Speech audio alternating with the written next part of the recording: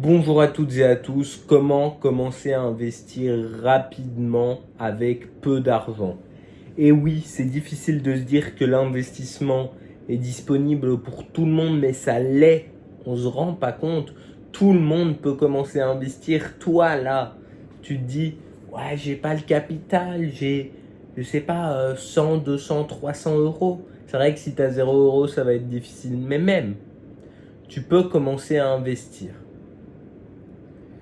Je vais vous expliquer aujourd'hui ce que je recommande à beaucoup de mes connaissances de faire, des investissements peu risqués, des investissements qui ne demandent pas beaucoup d'argent et qui rapportent quand même du rendement et qui permettent de se familiariser avec beaucoup de choses. C'est vraiment là ce que je vais vous donner si vous comptez vous intéresser, mais si vous comptez aussi faire fructifier votre argent. Vous n'êtes pas obligé même de spécialement devoir vous intéresser. Bon, ça fait déjà une minute que je parle, je trouve que c'est un peu beaucoup, alors je vais vous expliquer directement. Investir comporte des risques déjà, donc c'est pas un conseil en investissement, je vous partage juste ce que je recommande aux personnes qui m'entourent, je vais dire de manière générale. En fait, pour investir, vous avez plusieurs produits. Plusieurs produits, ça signifie plusieurs catégories, plusieurs choses. Vous avez les actions, les obligations, les bons du trésor, enfin, les ETF, voilà. Le but sera de prendre le moins de risques si vous ne vous y connaissez pas tellement. Et une des choses qui apporte un assez bon rendement avec très peu de risques, c'est quoi? Les ETF. Et vous entendez sûrement beaucoup parler des ETF. Pourquoi?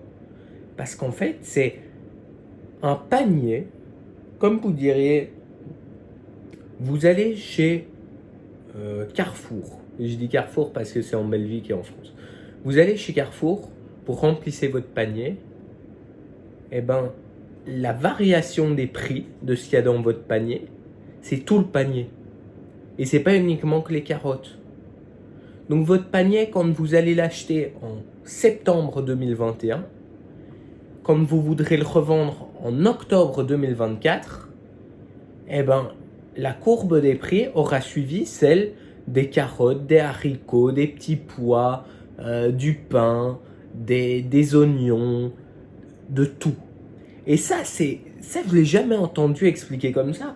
Donc je pense que ça peut vraiment être très visuel pour beaucoup de gens. C'est pour ça que là, ça m'est venu, waouh, je l'explique comme ça. Mais donc investir dans un grand nombre de produits pour se dire, eh ben, si demain il y a une surproduction de carottes, où il n'y a plus personne qui mange de carottes, d'oignons, c'est pas grave, j'ai encore le pain, j'ai encore l'eau, j'ai encore l'ail, j'ai encore d'autres choses. Et en fait, ça permet d'être diversifié, géographiquement peut-être diversifié. Si vous avez de la volaille qui vient d'un côté du Pérou, voilà, je sais pas, la volaille du Pérou, je sais vraiment pas pourquoi je dis ça, mais façon de parler, vous pouvez être aussi diversifié dans le monde. Et donc que ce soit de la viande qui vienne de Belgique, de France, d'Allemagne, d'Autriche, d'Italie, du Brésil, vous aurez de la viande. Alors certes, peut-être que celle de Belgique va perdre énormément en prix du fait qu'on va avoir de la brésilienne qui va arriver. C'est les risques, ça. Ça, c'est les risques. Et c'est un petit peu ce qu'on a de manière générale sur les marchés. Et puis, si moins de gens achètent, moins de gens consomment, moins de production, du coup, et moins d'argent. Et ça, c'est aussi tout à fait normal. Et donc, on pourrait limite comparer la bourse à un supermarché et parier sur le prix. Enfin non, acheter un paquet de carottes et se dire je vais le revendre dans 10 ans. C'est à peu près ça en fait. On a des gestions de société derrière. Mais voilà. Bon, ça fait 5 minutes que je parle presque. Je vous ai toujours pas parlé de quel ETF. Vous avez une multitude d'ETF. Vous avez des noms qui reviennent, le S&P 500, MSCI World, Nasdaq 100, Dow Jones, le Bel 20, le CAC 40, le DAX, une multitude d'ETF. Et là, c'est plus précisément des indices. Bon, un indice, c'est toutes des sociétés d'un même pays. Donc, c'est ça un indice, mais on a beaucoup d'ETF qui sont comme des indices. Tous les ETF ne sont pas des indices, mais tous les indices, il me semble, existent en ETF. En tout cas, beaucoup. Par exemple, le CAC 40, vous pouvez l'acheter chez Amundi, chez BlackRock, peut-être, je ne sais pas exactement, mais voilà, pour vous dire, ces groupes, vous pouvez les acheter à une multitude d'endroits, comme vos courses, vous pouvez les faire dans une multitude de supermarchés. Et parfois, certains supermarchés vont un petit peu aider à ce que ça se porte mieux. Et ça, c'est ce que certains certains ETF ont, c'est qu'ils surperforment légèrement l'indice. Bon. Maintenant, quel produit? Ça, je ne peux pas le décider à votre place. La chose la plus globale, c'est le MSCI World. Vous l'avez chez Amundi, chez iShares, donc c'est BlackRock. C'est toutes des sociétés assez dures, assez solides, relativement réputées. Pourquoi le prendre là? Parce que si tu vas l'acheter chez ton voisin, je ne suis pas sûr qu'il soit prêt à te rembourser la contrepartie, qu'il y ait quelqu'un pour l'acheter derrière et tout ça. Bon. Maintenant, pourquoi le MSCI World et pas le S&P 500? Ça, c'est à vous de voir. Le MSCI World, c'est une multitude d'entreprises dans le monde, bon, essentiellement basées aux États-Unis, étant donné qu'on a beaucoup d'entreprises cotées qui sont aux États-Unis, mais une multitude dans le monde. C'est la chose qui performe correctement dans les bons moments, qui ne performe pas très bien dans les mauvais moments, voire qui fait de la perte. Faut le dire, les indices font de la perte, parfois. Les ETF font parfois de la perte, parfois des beaux gains. Le S&P, il me semble qu'il est à 30% cette année.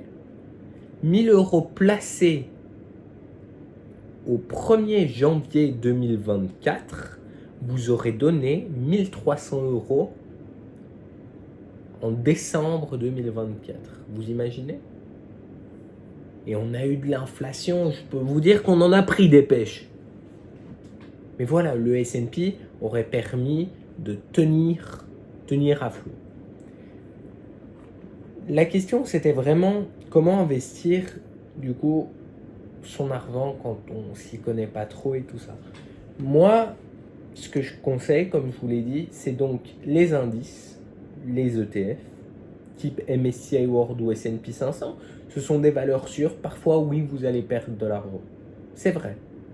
Ça ne vous coûte pas 5000 € de vous positionner sur le S&P 500. Les parts les moins chères sont à 25 €. Il y en a à 100, il y en a à 200, il y en a à 500. Ça dépend un petit peu du pourcentage de chaque action que vous aurez. Un S&P, il me semble que c'est 6000 $ aujourd'hui. Ça paraît beaucoup, c'est beaucoup quand même.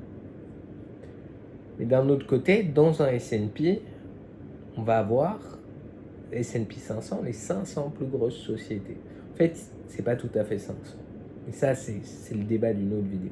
Mais donc, vous allez suivre l'évolution des 500 plus grosses sociétés américaines sur une durée indéterminée, le jour où vous vendrez. C'est quelque chose qui vous permet de ne pas gérer. Ça a des frais relativement faibles. Si vous optez pour de la gestion par des banques d'investissement, les frais sont quand même relativement élevés. Par contre, il y a une chose, c'est la volatilité. Votre portefeuille, il fera comme ça, et on espère qu'il montera. Mais ça, c'est pas garanti. C'est la seule chose. Si cette vidéo vous a plu, n'hésitez pas à vous abonner et à me poser des questions en commentaire. Moi, je vous dis à la prochaine. Allez, ciao!